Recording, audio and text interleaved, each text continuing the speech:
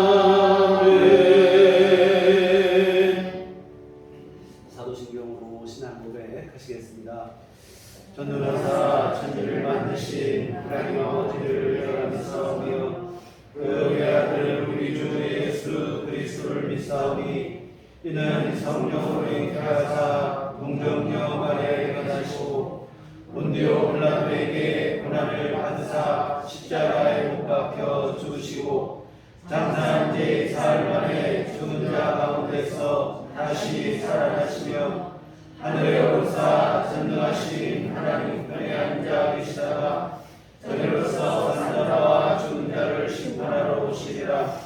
성경을 믿사오며 거룩한 공예와 성도가 서로 교통하는 것과 죄를 사하여 주시는 것과 몸이 다시 사는 것과 영원히 사는 것을 믿사옵나이다. 아멘. 성시교독은 부르문 37번입니다. 부르문 37번. 지존자의 은밀한 곳에 거주하며 존존자의 그늘 아래서 산자여 나는 여호와를 향하여 말하기를 그는 나의 피난처요 나의 요새요 내가 의뢰하는 하나님이라 하리니 이는 그가 너를 새 사냥꾼의 얼굴에서와 심한 전염병에서 건지실 것이니라. 그가 너를 그의 깃으로 덮으시리니 네가 그의 날개 아래에 피하리로다.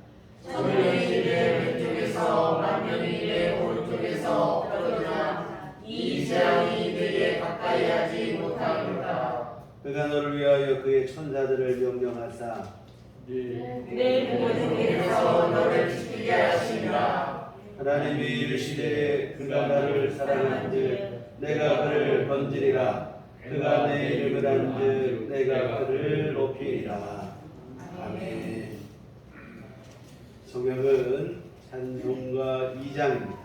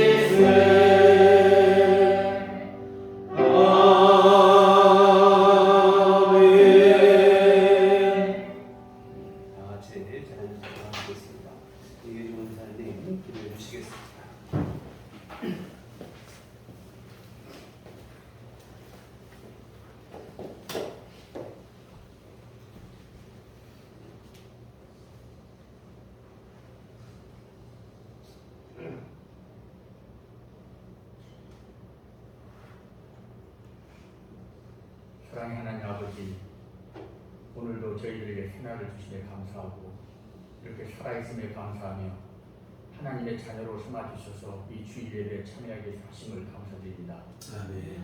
이 예배 위에도 하나님께서 이 자리에 온전히 함께 하셔서 우리가 드리는 기도를 들어주시고 응답하여 주시옵소서. 사랑의 주님, 세상을 살아가면서 우리들이 시시각각 마주하며 부딪히고 있는 다양한 상황들을 우리들이 늘 하나님의 중심 안에서 지혜롭고 현명하게 임하게 하여 주시옵소서. 우리의 심령이 하나님과 멀어지고 메말라질 때 여기에 빠지지 말고 자신의 영혼의 위험성을 감지하고 더욱 하나님께 매달리고 기도하며 답을 구하게 하여 주시옵소서. 육신적으로 건강 악화로 고통을 당하며 무기력해지고 삶의 의욕을 잃어갈 때 먼저 하나님을 떠올리게 하시고 전능하신 치유자이신 하나님의 놀라운 능력에 의지하여 더욱 기도하며 완치됨을 믿게 하여 주시옵소서.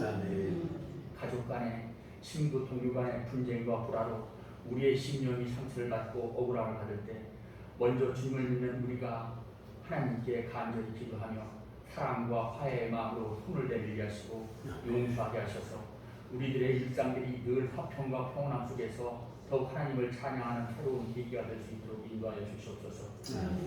우리가 자녀로 인하여 어려움에 직면할 때 자녀를 질책하기 이전에 부모로서 먼저 우리 자신의 믿음 생활을 점검하시고 기도로 간구하게 해 주시옵소서. 우리가 경제적인 시련으로 어려움에 처했을 때 여기에 좌절하지 않고 굳건하게 일어나서 삶의 현장에서 성실하게 일하며 재개할 수 있는 의지와 힘을 기도를 통하여 하나님으로부터 구하게 하시고 그 해답을 주님으로부터 얻게 하여 주시옵소서. 삶 속에서 우리들에게 복된 일들 앞에서는 먼저 그 즐거움에 대해서 하나님의 은혜를 망각하지 않도록 우리의 심령을 주장하여 주시고 감사함으로 더욱 기도하게 하여 주시옵소서. 전능하신 하나님 아버지, 우리의 삶 속에서 예고 없이 발생되고 있는 수많은 희로 애락의 일들 앞에서 우리들이 일인일비하는 가운데 인간 중심, 내 중심으로 문제를 해결하려고 하지 말고 먼저 하나님을 찾고 하나님께 구하고 기도하는 신앙의 기본과 본분을 다하게 인도하여 주시옵소서.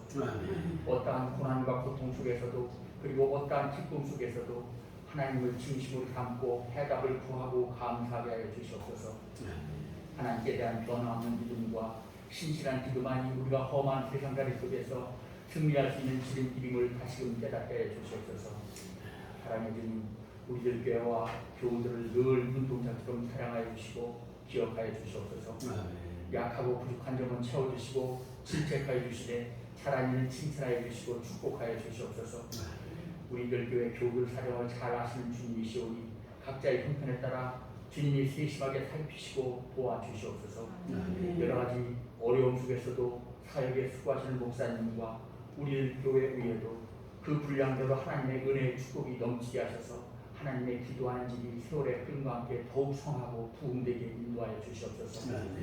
사랑해 주님, 추석을 목전에 두고 있는 시점에서 이 명절에도 하나님의 자녀들이 발길이 닿는 곳마다 주님이 온전히 함께하여 주시옵소서. 자칫 조상을 향한 우리의 예법이 우상에 빠지지 않게 하시고 오직 기도와 찬송으로 임하게 하여 주시옵소서. 가족들이 함께 모이는 이 명절이 은연중에 하나님을 전도하고 찬양하는 복된 기회의 시간이 되게 하시고 형제 자매들을 더 결속시키는 귀한 시간이 되게 하여 주시옵소서. 멀리 오가는 길에도 하나님을 온전히 함께 하셔서 이 명절이 오직 기쁨과 즐거움과 웃음만을 선사하는 복된 시간이 되게 하여 주시옵소서.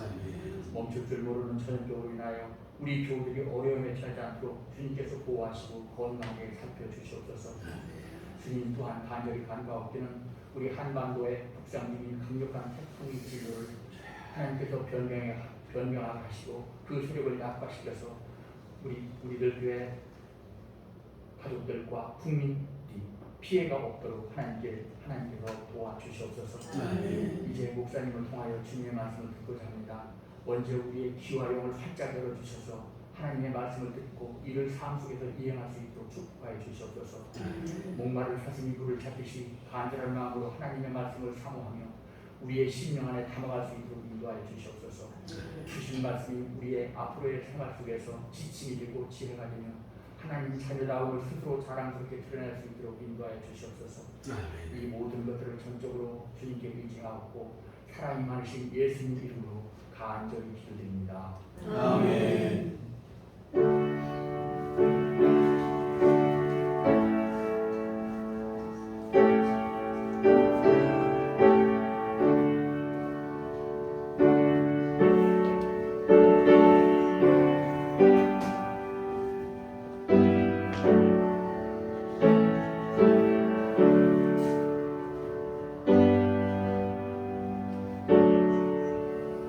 주님과 같이 기도하시겠습니다.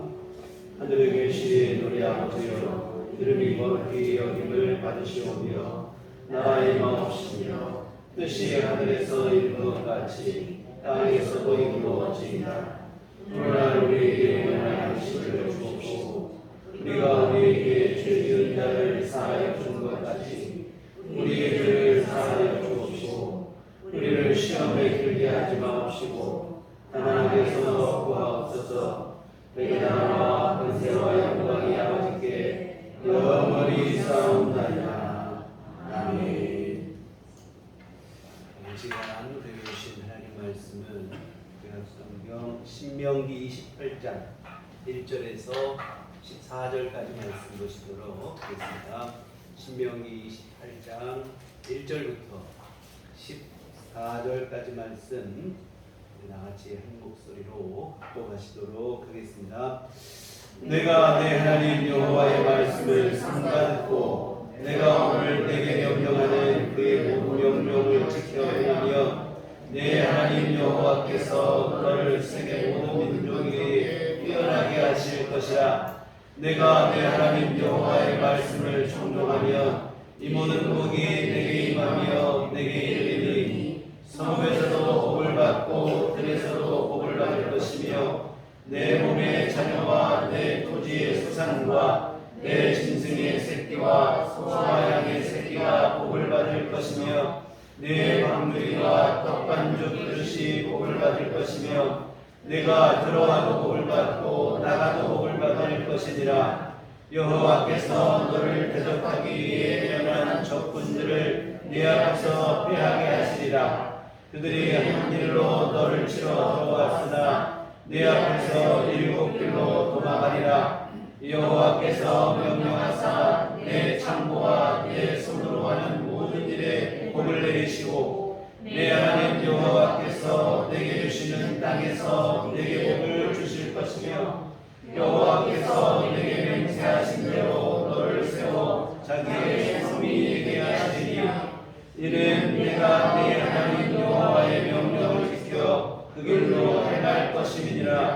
땅의 모든 백성이 여호와의 이름이 너를 위하여 불리는 것을 보고 너를 두려워하리라.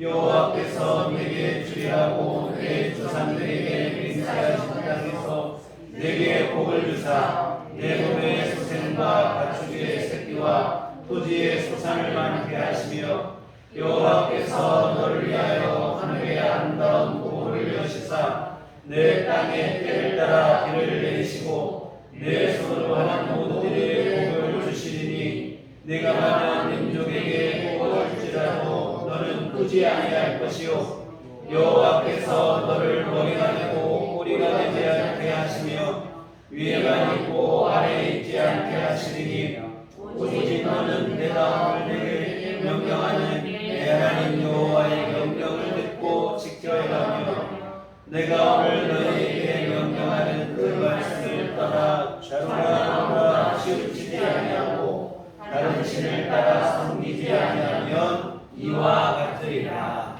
아멘. 주를 배운 종합 평강이 교회 여러분과들 함께 하시기를 기원합니다. 록펠러라고 하는 인물, 많은 이들이 기억하기는 미국의 석유 채굴 내지는 최고의 가부 이렇게 알고 있습니다. 그래서 현재 최고 가부 빌 게이츠보다도 그때의 재산을 환산하면 더 많은 재산을 가졌던 사람으로 알고 있습니다.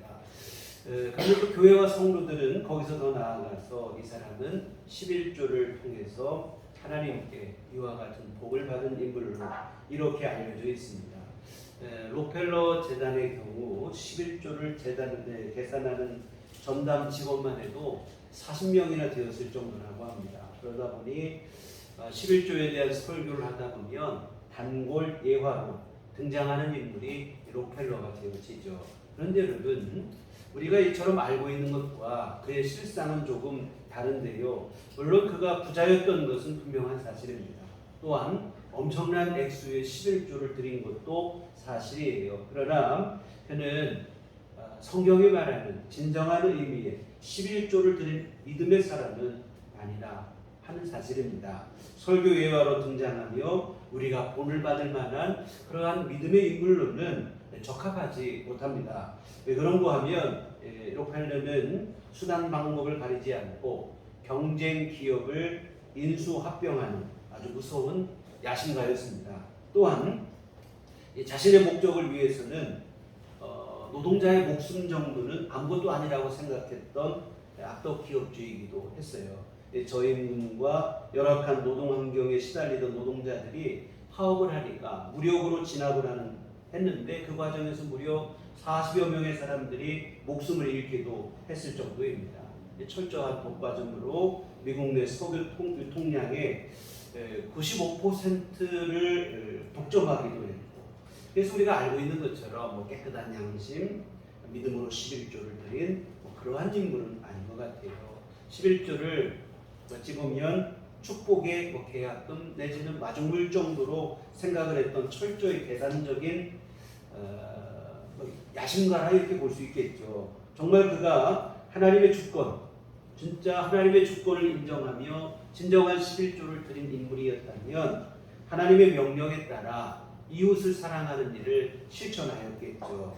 물론 록펠러 재단에서 지금도 그렇고 자선사업에 열심을 다하고 있어요. 그러나 이 또한 사람들의 시선은 진정한 자선사업이라기보다는 자신과 자신의 기업에 대한 부정적 이미지를 쇄신하기 위한 방편에 불과하다 하는 평가가 팽배합니다. 진정으로 이웃을 자신의 몸처럼 사랑했다면 노동자를 착취하거나 그 생명을 우습게 여기거나 그러한 일은 하지 않았겠죠. 여하튼 이러한 이유 때문에 록펠러는 미국 내에서 그리 존경받는 인물에 속하지 못해요. 오히려 그의 후순돌조차도 뭐냐면 나 불명예스럽다. 록펠러 가문에서나 탈퇴하겠다. 그 가문의 일원임을 부인하는 이들이 나오기까지 하는 그런 형편인데, 근데 유독 우리나라에서는 록펠러 축복의 제명사로 칭송을 받고, 여러분 속담처럼 꽁 잡는 게 매라고 무조건 부자가 되면 그 사람은 복을 받은 사람입니다. 그렇지는 않아요. 성경은 불의한 재물을 축복이라고 말씀하신 적이 한 번도 없어요. 비록 적을지라도 의를 겸한 소득이라야 진정한 복이 되어진다는 것입니다. 잠언 16장 8절에 적은 소득이 의를 겸하면 많은 소득이 불의를 겸한 것보다 나옵니다. 여러분, 불의한 소득, 재물을 얻는 것까지 싸잡아서 복이라 이렇게 말씀하신 적이 하나님은 한 번도 없어요. 그래서 여러분, 교회 안에서 우리 안에 복에 대한 바른 정의 이해 필요하다는 생각이 들어요. 그래서 오늘은 본문의 말씀을 통해서 이 성경이 말씀하시는 복이 무엇인가 함께 생각을 해보려고 합니다. 오늘 본문에 우리가 보신 신명기 28장은 신명기의 규칙과 같아요. 뭐 이건 하라, 이건 하지 마라. 앞에서 율법에 대한 말씀을 쭉 말씀하시고 28장 후반부에 가서는 상벌에 대해서 기록을 하고 있어요. 그래서 하나님 앞에서 말했던 율법의 말씀을 순종해라. 그러면 상을 주겠다, 복을 주겠다. 그러나 그 말씀을 지키지 않으면 벌이 내려지고 하나님의 징계가 있다. 그래서 오늘 말씀은 쉽게 말하면 뭐냐면 앞에 있는 말씀들을 잘 지켜 행하라. 순종하면 너희에게 복이 된다 하시는 그런 말씀인데요. 그런데 이 말씀을 보면 참 단순한 말씀이긴 하지만 이 말씀에서 우리가 큰 교훈을 얻을 수가 있어요. 여러분, 우리가 무조건 하고 복을 쫓아간다고 해서 복을 받는 게 아니에요. 그러나 여러분, 말씀을 따라가면, 말씀을 순종하면 하나님께서 복을 덤으로 주시겠다는 거예요. 그래서 여러분, 복이 목적이 돼서 복을 쫓아가면 복은 복이 되지 못하지만 우리가 하나님의 말씀을 따라가면 복이 주어져요. 여러분, 복이라고 하는 것은 복받을 일을 해야 복을 받는데, 복받을 일이라고 하는 것은 바로 뭐냐면 하나님의 말씀에 순종하는 일인 줄 믿습니다. 그래서 복이 따로 있는 게 아니고 사실은 말씀에 순종하는 것, 그 자체가 복이 되어집니다. 그러면 하나님의 복이 우리에게 뒤따르게 되어지기 때문인데요. 그럼 조금 더 자세히 오늘 말씀을 통해서 무엇이 우리에게 복이 되는가 하는 것을 살펴보시겠는데, 첫째, 여러분, 욕심을 버리셔야 됩니다. 신명기는 율법의 설명서예요. 신명기 할 때 신자라고 하는 것은 뭐냐면 되풀이할 신자. 명은 뭐 명할 하나님의 명령을 되풀이했다. 그러면 무슨 얘기냐면 신명기 1장 5절에 그 기록이 써 있어요. 모세가 요단 저편 모압 땅에서 이 율법 설명하기를 시작합니다. 율법을 되풀이해서 설명한 게 신명기인데, 그럼 본래 율법서는 뭐냐면 레위기예요. 레위기에 사실은 율법이 다 집대성되어 있습니다. 레위기의 말씀을 모세가 조금 더 쉽게 풀어서 설명을 하는 게 신명기라 이렇게 보시면 되는데, 그러면 오늘 우리가 읽은 신명기 28장도 분명히 레위기에 있는 어느 부분에 대한 설명이라 이렇게 보시면 되겠는데, 바로 레위기 26장에 대한 해석이 신명기 28장인데, 근데 레위기 26장은 오늘 신명기 28장과 조금 다르게 시작을 하고 있어요. 레위기 26장 1절에 보면 너희는 자기를 위하여 우상을 만들지 말지니 목상이나 주상을 세우지 말며 너희 땅에 조각한 석상을 세우고 그에게 경배하지 말라. 나는 너희 하나님 여호와이니라. 우상 숭배하지 말라는 말로 시작을 하고 있어요. 여러분, 쉽게 말하면 무슨 얘기냐면 우상 숭배하지 말아라. 그러면 하나님의 복을 주시겠다. 오늘 본문에서는 14절 맨 마지막에 보면 다른 신을 따라 섬기지 아니하면 이와 같으리라는 말을 뒤에 또 이렇게 자리를 하고 있는데요. 여하튼 하나님의 축복을 받는 첫 번째 방법은 뭐냐면 우상 숭배를 멀리하는 거예요. 그럼 우상 숭배는 무엇인가? 다른 말로 해서 사람들은 왜 우상 숭배를 하는 것일까요? 다른데 이유가 있지 않고 욕심, 탐심으로 하는 거예요. 우상 숭배의 근원은 탐심입니다. 우상이 너무 좋아서 우상을 숭배하고 섬기는 사람은 하나도 없어요.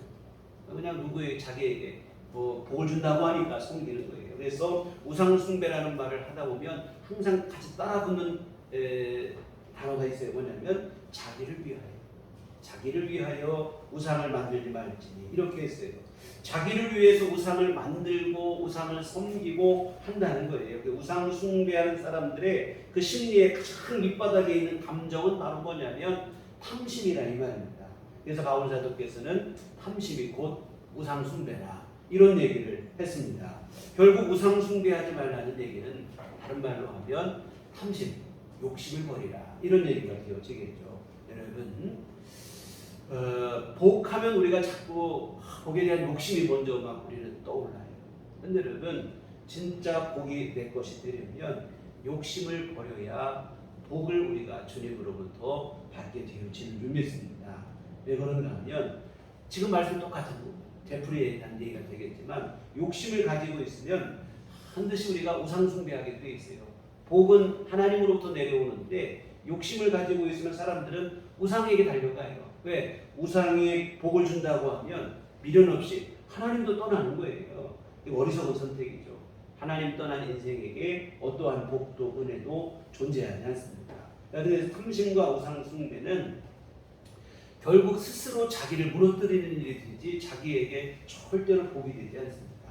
오늘 저와 여러분을 향하여 하나님께서 예비하신 은총이 있는데 그 은총을 상실하게 하는 게 바로 뭐냐면 탐심, 곧 우상 숭배가 되어집니다.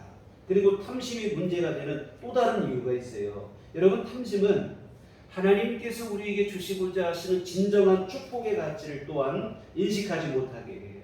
하나님께서 우리에게 주시고자 하시는 가장 큰 복은 무엇인가 하면 영생과 부활의 은총인 줄 믿습니다.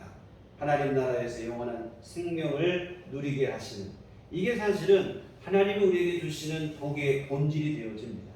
예수님께서 말씀하시기를 천하를 다 얻고도 그 생명을 잃으면 무슨 소용이 있겠냐고 말씀을 하셨습니다. 세상에서 우리가 천하를 다 얻어도 여러분 생명 잃으면 소용없어요. 육신의 생명을 또 그렇거든 영원한 생명을 잃어버리면 얼마나 더 그러하겠냐 이 말입니다. 근데 탐심이 우리 안에 들어오게 되면 이 영생의 가치를 제대로 알지 못해요. 다 아시는 옛 이야기일 것인데요. 무엇이든 원하는 것을 다 내어주는 맷돌이 있었습니다. 한 도둑이 이 맷돌을 몰래 훔쳤어요. 그리고 이 맷돌을 훔쳐서 배를 타고 멀리 도망을 가요. 도망을 가는 중에 진짜 이 맷돌이 효험이 있는가 시험을 해보려고 당시에는 소금이 아주 귀한 이런 물건이 되니까 소금이 좀 나오게 해달라고 소원을 빌고는 맷돌을 갈아봤어요. 그랬더니 진짜로 맷돌에서 소금이 막 쏟아져 나오는 거예요. 얼마나 신기합니까? 소금이 막 쏟아져 나오니까.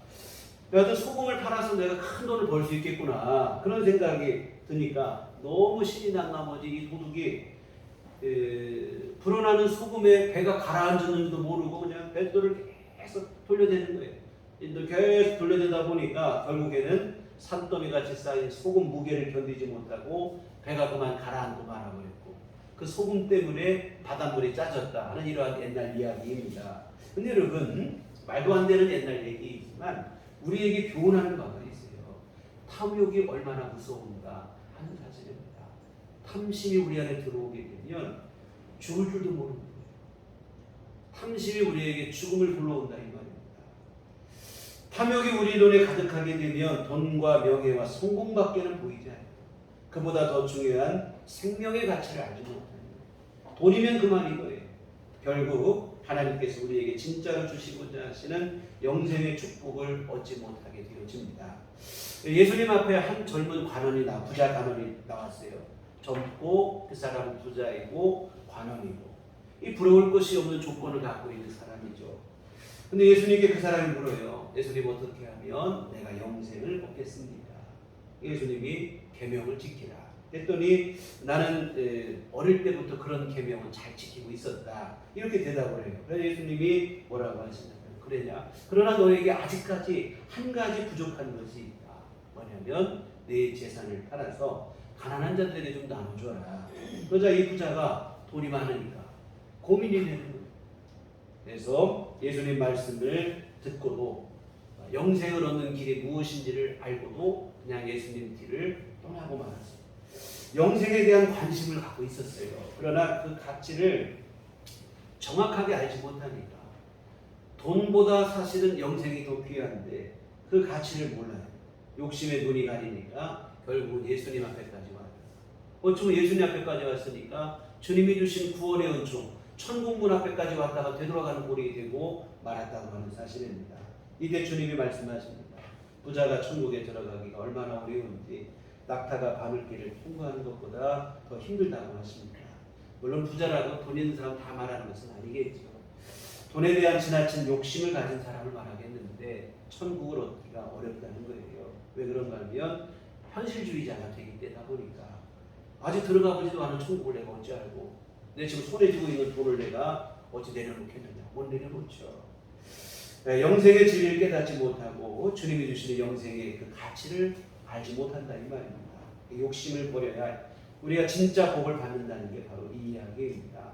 여러분 욕심을 버려야 사실은 진짜로 하나님이 우리에게 주시는 복을 받는 삶으로 나아가게 되어질 줄 믿습니다.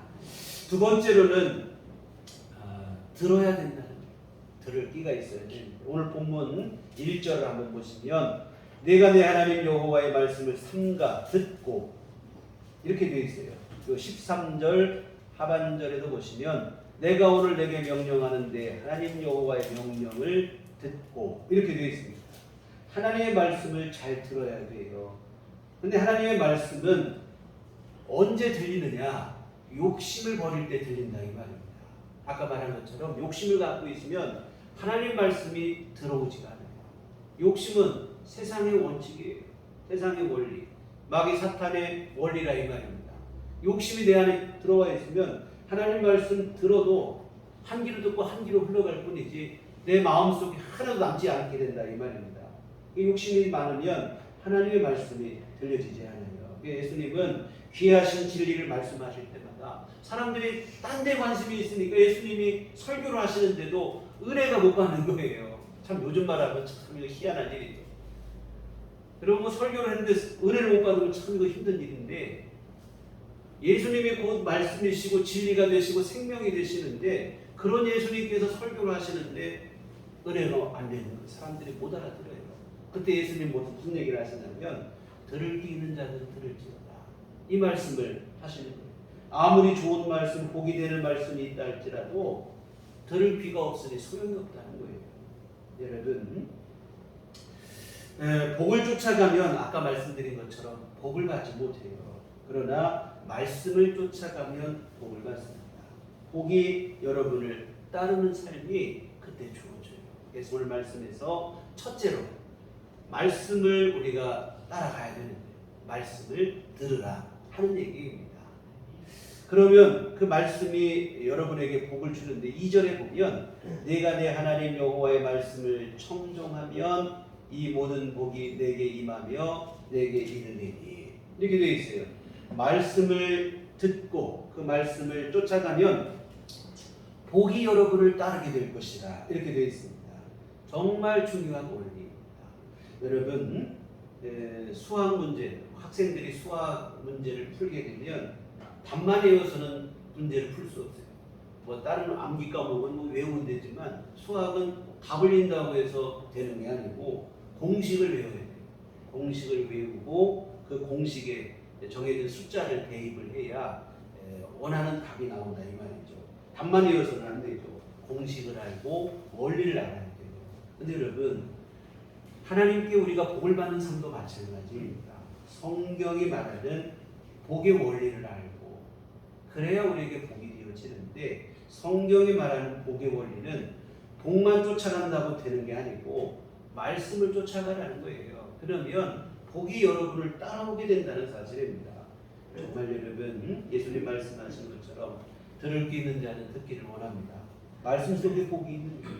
그래서 일자는 말씀을 잘 들어야 돼요. 그래서 여러분이 말씀이 잘 들려지고 깨달아지고 여러분 안에 그 말씀이 믿어지면 그 자체가 여러분에게 복이라고 하는 사실입니다. 이게 안 되는 사람이 너무 많아요. 하나님의 말씀을 들어도 그냥 듣고만 하는 거예요. 심령이 하나도 남지를 않아요. 사랑하는 성도 여러분, 하나님의 말씀을 읽을 때 믿어지고 설교가 들릴 때 깨달아지고 여러분 안에 믿어지면 여러분 이것이 바로 여러분 안에게 그 자체로 복이 되어진다고 하는 사실입니다. 오늘 본문 뒷장에 신명기 29장 4절에 보시면 이런 말씀이 나와요. 그러나 깨닫는 마음과 보는 눈과 듣는 귀는 오늘 여호와께서 너희에게 주지 아니하셨느니라. 하나님께서 이스라엘 백성들에게 복이 되는 말씀을 주셨는데 또한 하나님의 권능과 능력을 나타내는 수많은 이적도 보여주셨는데 문제는 놀라운 말씀과 이적을 보고도 이스라엘 백성들이 제대로 알지 못하고 깨닫지 못하는 것. 깨닫는 마음도 없고 보는 눈도 없고 듣는 귀도 없다고 모세가 안타까운 마음에서 한 얘기예요. 하나님께서 아무리 놀라운 기적을 보여주시고 말씀을 들려주셔도 들을 귀가 없으니까 보기가 없다는 거예요. 실제로 여러분 이스라엘 백성들은 가나안 땅에 들어가서 금방 하나님 버리고 우상 숭배했어요. 축복의 말씀을 버리고 세상으로 타락했습니다. 결국 가나안 땅을 얻었지만 그 복을 누리지를 못하고 결국에는 나라를 잃고 포로로 잡혀가고 그런 신세가 돼요. 왜 그러냐면 듣는 귀가 없고 깨닫는 마음이 없어요. 하나님의 말씀을 듣고 그 말씀을 깨닫고 해야 되는데 이게 안 된다는 거예요. 그러니 복이 없어요. 여러분 하나님께서 우리에게 원하시는 것은 하나님의 말씀을 잘 들으라는 거예요. 에레미야 7장 16절에서 하나님께서 에레미야에게 무슨 말씀하시냐면 느닷없이 에레미야에게 하시는 말씀이 뭐냐면 너 이스라엘 백성들을 위해서 기도하지 말아라. 네가 아무리 기도해도 듣지 않거나 그 기도 응답하지 않겠다. 이런 얘기를 하시는 거예요. 그런데 하나님께서 이렇게 이스라엘 백성들에 대해서 분노하신 이유가 있어요. 뭐냐면 에레미야 7장 22절 24절에 보면 사실은 내가 너희 조상들을 애굽 땅에서 인도하여 낸 날에 번제나 희생에 대하여 말하지 아니하며 명령하지 아니하고 오직 내가 이것을 그들에게 명령하여 이르기를 너희는 내 목소리를 들으라. 그리하면 나는 너희 하나님이 되겠고 너희는 내 백성이 되리라. 너희는 내가 명령한 모든 길을 걸어가라. 그리하면 복을 받으리라 하였으나 그들이 순종하지 아니하며 귀를 기울이지도 아니하고 자신들의 악한 마음의 꾀와 완악한 대로 행하여 그들을 내게로 돌리고 그 얼굴을 행하지 아니하였으며 이렇게 되어 있습니다. 이스라엘 백성들을 가나안 땅으로 인도하시며 하나님께서 말씀하신 게 뭐냐? 다른 거 없다는 거예요. 하나님 말씀에 귀 기울이고 하나님 말씀 잘 들어라. 이거밖에는 하신 말씀이 없다는 거예요. 근데 이스라엘 백성들이 하나님의 이 부탁마저도 듣지 않았다는 거예요. 하나님의 말씀을 귀담아 듣지 않는 거예요. 귀 기울이지 않는 거예요. 하나님이 하시는 말씀이. 그러니 이들에게 무슨 가망이 있겠느냐. 너 이들을 위해서 열심히 기도하는데 앞으로 기도하지 말아라. 기도해도 내가 안 듣겠다. 이렇게까지 말씀하시죠. 여러분 무슨 얘기입니까? 하나님의 말씀을 들으셔야 돼요. 그 말씀을 여러분 마음속에 믿음으로 받으셔야 됩니다. 이게 바로 복을 받는 길의 시작이 되어지는 의미입니다. 하나님 말씀은 들은 것도 그저 잘된다 복된다는 말에만 열광하고 연약한다고 해서 우리에게 복이 되진 않아요. 말씀을 잘 들어야 축복에 열광하기 이전에 말씀에 집중하셔야 될 줄 믿습니다. 그래서 여러분 부탁을 드리기는 기도하셔요. 깨닫는 마음을 주시라. 나에게 듣는 귀를 주시라. 하나님 앞에 기도하시기를 부탁을 드립니다. 그래서 진리의 말씀을 내가 듣고 깨닫고 마음에 믿음으로 간직할 수 있게. 그래서 여러분 그렇게 되셔야 여러분 안에 하나님의 귀하신 은혜가 임하고 하나님 내려주시는 귀한 복이 시작되어지고 주어지게 될 줄 믿습니다. 그래서 전 들을 귀가 있어요. 두 번째로는 세 번째 마지막으로는 이제는 들은 그 말씀을 지켜 행하시기를 바랍니다. 말씀을 들었으면 그 말씀을 지켜 행해야 돼요. 부뚜막에 아무리 소금이 쌓여 있어도 그 소금을 넣어야 넣은 만큼 짜지는 거예요. 아는 것으로만 머무는 말씀은 안 되고요. 그 말씀이 믿음이 되었으면 그 말씀에 순종하셔야 됩니다. 야고보 사도께서는 행함이 없는 믿음은 죽은 믿음이라고 했는데요. 오늘 본문에서 계속 반복해서 나오는 말씀이 무엇인가 하면 지켜 행하라. 말씀을 지켜 행하라. 그때 하나님이 복을 주시겠다는 거예요. 예수님께서 말씀하신 비유에도 100배, 60배, 30배의 열매를 맺는 사람은 누군가 하면 하나님의 말씀을 듣고 지켜 행하는 자라고 했어요. 말씀대로 행하시기를 바랍니다. 성경은 여러분 우리에게 단순한 지식을 키우려고 배우는 게 아니에요. 우리의 삶을 통해서 그 말씀에 순종하기 위해서 내가 듣고 그 말씀을 배우는 것입니다. 그래서 여러분 말씀을 읽으시고 들으시고 그 말씀을 깨달으셨으면 이제 순종하시면 그때 하나님이 그 약속하신 복을 여러분의 삶 속에 부어주실 줄 믿습니다. 인간적인 방법을 하는 게 사실 어떤 때는 말씀대로 살기가 참 힘들고 부담스럽고 어렵다 그렇게 보일 수는 있어요. 그러나 여러분 중요한 것은 결정적인 순간에 하나님께서 여러분에게 힘이 되어주시는 것은 말씀대로 순종하는 삶을 산 사람에게 주어지신 줄 믿습니다. 인간적인 꾀를 의지하는 사람은 어디까지인가? 자기 꾀까지밖에 안 돼요. 인간적인 계산까지밖에 안 돼요. 그러나 하나님을 의지하는 사람은 하나님의 무궁한 지혜와 권능을 경험하며 살아가게 되어줄 줄 믿습니다. 그리고 여러분 더 중요한 것은 자기 꾀로 얻은 것은 결코 그 사람에게 복이 되지 못한다고 하는 사실입니다. 하나님이 주신 것만이 복이 돼요. 아브라함과 여러분 그의 조카 롯을 한번 보시면 처음에는 아브라함과 그의 조카 롯이 함께 한 곳에 사는데 문제가 없었어요. 근데 점차 세월이 흐르면서 사람이 늘어나고 짐승의 떼도 늘어나고 결국 두 집안이 함께 살기에는 초지가 부족한 거예요. 본의 아니게 그러다 보니까 종들끼리 누가 더 좋은 풀밭에서 양을 칠 것인가 이거 가지고는 싸움이 빈번하게 일어나요. 이때 아브라함이 조카 롯을 부릅니다. 그리고는 뭐라고 하냐면 상황이 이러한데 우리 계속 이렇게 부딪히고 싸울 필요 없다.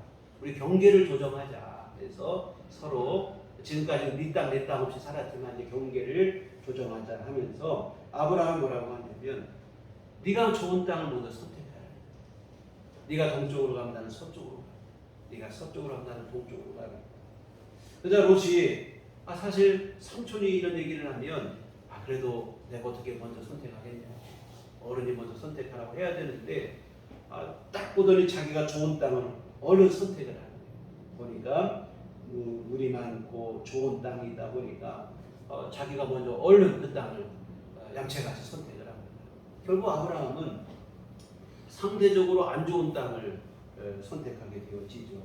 약삭빠른 롯이 인간적인 생각으로 그런 생각할 때 약삭 빠르고 이러니 뭐 잘 살지 이런 생각이 들어요. 그러나 여러분 그렇지 않습니다. 롯은 그 땅에 들어가서 소돔과 고모라 땅의 풍요로움에 물들어버리고 만 죄로 타락해버리고 말았습니다. 정말 입에 담기에도 부끄러운 그 인생의 결말을 처참하게 보내게 되어집니다. 이처럼 여러분 자기 꾀로 인간적인 욕심으로 얻은 것은 절대로 우리에게 복이 되지 못해요. 그러나 여러분 좋은 땅을 조카에게 오히려 빼앗긴 것 같은 아브라함은 어떻게 되느냐. 조카에게 좋은 땅을 양보하고 난 다음에 아브라함에게 누가 찾아오냐면 좋은 땅은 날아갔지만 하나님이 찾아오시는 거예요. 그리고 하나님이 아브라함에게 축복을 약속하십니다. 좋은 땅은 없지만 하나님이 뭐라고 하냐면 내가 너와 함께 하시겠다는 거예요. 왜 하나님이 이런 약속을 하십니까? 아브라함이 하나님의 뜻에 합당한 선택을 했기 때문에 그렇습니다. 여러분 사람이냐 돈이냐 했을 때 우리가 뭘 선택하길 하나님이 원하실 것 같습니다. 사람이에요. 돈보다 사람을 선택하기를 이게 하나님의 생명의 가치의 원리라 이 말입니다. 그리고 아브라함은 그런 하나님의 뜻을 알고는 조카하고의 관계 속에서 아브라함도 돈만 생각했으면 뭐 조카고 뭐고 내가 먼저 좋은 땅 차지하는 거 아니겠어요? 그런데 여러분 아브라함은 사람을 선택해요. 이와 같이 하나님의 원하시는 뜻대로 순종을 했더니 당장 눈으로 볼 때는 좋은 땅을 잃어버리는 빼앗기는 손해가 나는 것 같지만 지나고 보니까 사실은 그렇지 않아요. 하나님께서 친히 아브라함에게 복이 되어주신다 이 말입니다. 척박한 땅을 차지한 아브라함이 오히려 더 크게 되었죠. 더 중요한 것은 그의 후손을 통해 이스라엘 나라가 세워지고 이 땅에 예수님이 오시게 되고 이러한 일들이 이루어지더라 이 말입니다. 사랑하는 여러분 말씀에 순종하시면 그게 여러분에게 복이 되실 줄 믿습니다. 성경을 보시면 복을 얘기할 때마다 복만 얘기한 적이 한 번도 없어요. 빠지지 않고 함께 등장하는 게 뭐냐면 말씀이라는 거예요. 복과 말씀은 항상 한 짝으로 가는 거예요. 같이 함께 간다 이 말입니다. 짝을 이루어서 시편 1편에 보면 복 있는 사람은 오직 여호와의 율법을 즐거워하여 그 율법을 주야로 묵상하는 자다. 저는 시냇가 심은 나무가 시절을 쫓아 과실을 맺으며 그 잎사귀가 마르지 아니한 것들이니 그 행사가 다 형통하리로다. 누가 이런 복을 받느냐면 율법을 즐거워하고 그 율법 하나님의 말씀을 묵상하는 사람입니다. 시편 119편에도 보면 행위 안전하여 여호와의 법에 행하는 자가 복이 있으며 또 시편 128편에도 여호와를 경외하며 그 도에 행하는 자마다 복이 있도다. 오늘 본문의 말씀은 더 말할 것도 없고 모든 복이 하나님으로부터 나오는데 하나님의 말씀으로부터 순종할 때 우리에게 주어지는 줄 믿습니다. 여하튼 오늘 말씀을 보면 기대가 되는 말씀이죠. 세계 모든 민족이 뛰어나는 것이 들어가도 복을 받고 나가도 복을 받고 우양의 새끼가 복을 받고 짐승의 새끼가 복을 받고 머리가 되지 않고 꼬리가 될 것이. 여러분 학생들이 이 말씀을 들으면 얼마나 복이 됩니까? 머리가 되고 꼬리가. 그래서 시험만 봤다 뭐 1등 2등 하는 거예요. 이런 복이 되죠. 꾸어질지언정 꾸이지 아니할 것이. 신용불량자가 이 말을 들으면 얼마나 복이 되겠습니까? 내가 꾸어질 정도가 된다. 꾸지 않게 될 것이. 여하튼 오늘 본문을 보면 이런저런 축복의 말씀들이 우리의 귀를 쫑긋하게 하는 거예요. 번쩍 뜨이게 한다 이 말이에요. 그런데 여러분 이런 복은 오늘 우리 소관이 아니에요. 이것은 전적으로 하나님이 하실 일인 줄 믿습니다. 오늘 우리가 할 일은 뭐냐면 세 가지 아까 말씀한 대로 우상을 버려라. 쉽게 말하면 탐심을 버리시기 바랍니다. 두 번째로는 하나님의 말씀을 들으시기 바랍니다. 세 번째로는 그 들으신 하나님의 말씀을 지켜 행하시기를 바랍니다. 그러면 하나님께서 여러분에게 약속하신 복을 내려주실 줄 믿습니다. 때가 되면 받을 만한 자격이 우리에게 되면 하나님은 얼마든지 우리에게 복을 주실 수 있는 능력이 있어요. 그러니 여러분 언제 주시나? 왜 나만 안 주시나? 주시긴 하는 것입니다. 너무 조바심 내지 마시고 묵묵히 여러분이 해야 할 일을 열심히 하시기를 부탁을 드립니다. 여러분 세상도 그래요. 세상에서도 뭐 성공했다, 뭐 대단한 일을 업적 이뤘다는 사람을 보면 그냥 갑자기 어느 날 하늘에서 뭐 뚝 떨어진 사람 하나도 없어요. 자기 할 일을 묵묵히 한 사람들이 그 분야에서 성과를 드러내요. 믿음의 삶도 마찬가지입니다. 묵묵히 여러분이 나는 욕심을 버리고 하나님의 말씀을 듣고 그 말씀을 지켜 행하고 여러분이 묵묵히 성실히 이 삶을 살아가시면 복은 하나님께서 여러분에게 알아서 주실 줄 믿습니다. 너무 원론적인 얘기 같아요. 그래도 그냥 무조건 복 받는다 이러면 얼마나 좋을 텐데 왜 이런 얘기를 하시나 싶으시겠네요. 근데 여러분 이 원리에서 벗어나서 복 받는 길은 없어요. 설령 이런 원리를 벗어나서 복을 받는 것 같다 할지라도 사실은 그렇게 해서 주어지는 것은 복이 아니라 오히려 화가 되어집니다. 사랑하는 여러분 한 가지 말씀만 드리고 마치겠습니다. 복을 쫓아가지 마세요. 절대로 복이 주어지지 못해요. 말씀을 쫓아가시고 말씀을 따라가시고 하나님을 붙잡으시면 복이 되시는 하나님께서 여러분에게 진정한 복을 주시고 여러분에게 진정한 행복과 만족을 여러분에게 주실 줄 믿습니다. 기도하시겠습니다. 하나님 아버지 참으로 주의 귀하신 말씀을 쫓아 우리 살아가는 삶을 살아가게 하여 주시옵소서. 은혜 하나님을 기뻐하며 하나님의 말씀을 즐거워하며 그 말씀을 순종하며 살아가도록 도와주시옵소서. 그 가운데 하나님 내려주시는 위로와 안식과 평강과 주님 주시는 은총을 받아 누리는 복된 삶이 되게 하여 주시옵소서. 예수님 이름으로 기도했습니다. 아멘. 446장 찬양하시겠습니다.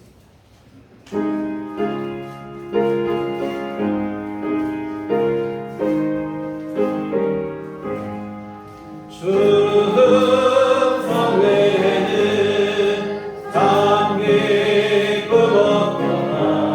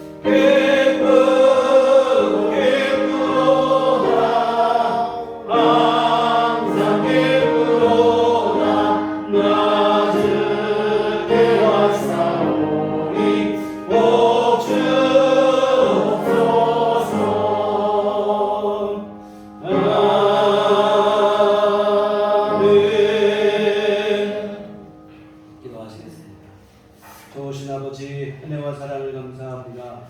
오늘도 귀하고 복된 날 우리에게 허락하시며 주 앞에 함께 예배하게 하시니 감사합니다. 지난 한 주간도 주님 붙들어 주심을 감사를 드립니다. 연약하고 부족한 우리 옳은 길 걷게 하시고 하나님의 귀하시는 종 가운데 품어주심을 진심으로 감사를 드립니다. 귀한 모든 은총 감사하며 주 앞에 이 헌금 드립니다. 하나님 기뻐받아 주시옵소서. 뜨이는 곳에 복내려 주시옵소서. 정성껏 헌금한 손길 또한 아버지 하나님 오늘 마음과 뜻과 정성을 다해 주 앞에 함께 예배한 귀한 심령들을 주님께서 기뻐받아 주시옵소서. 아버지와 나옵기는 우리 모두에게 한량없는 주의 은총 베풀어 주시되 오늘 귀한 말씀처럼 오직 주를 향한 믿음이 온전케 하시고 주의 말씀을 듣고 지켜 행하며 믿음으로 살아가는 삶을 살아내기에 부족함이 없도록 주께서 도와 주시옵소서.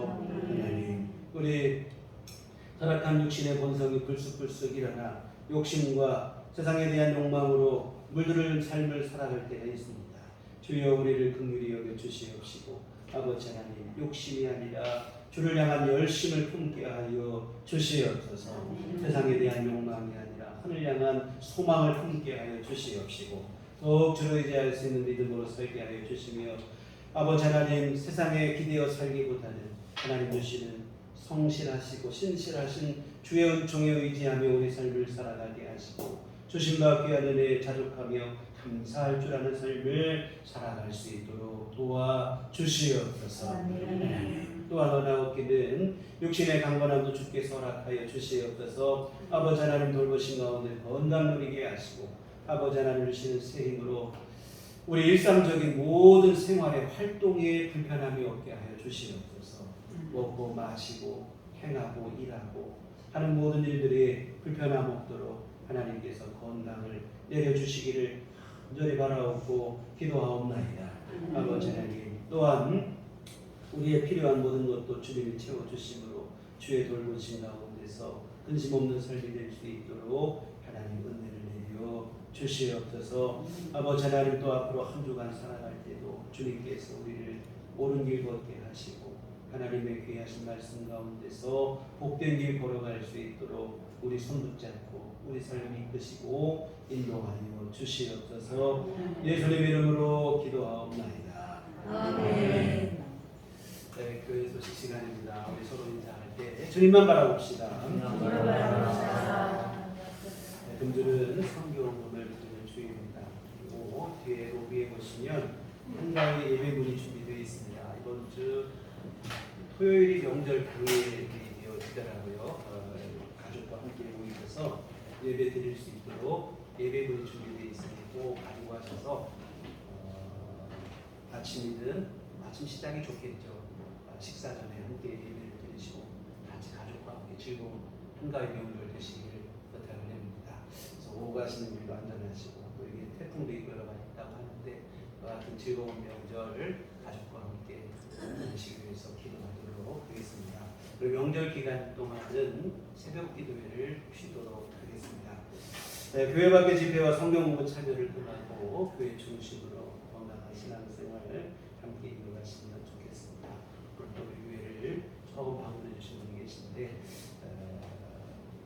속해 있는 교회가 없으시면 등록해 주시면 함께 기도를 돕고 하도록 하겠습니다.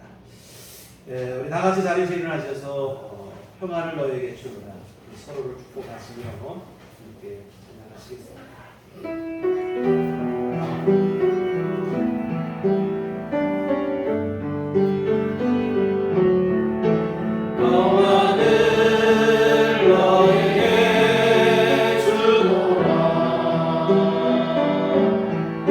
세상이 주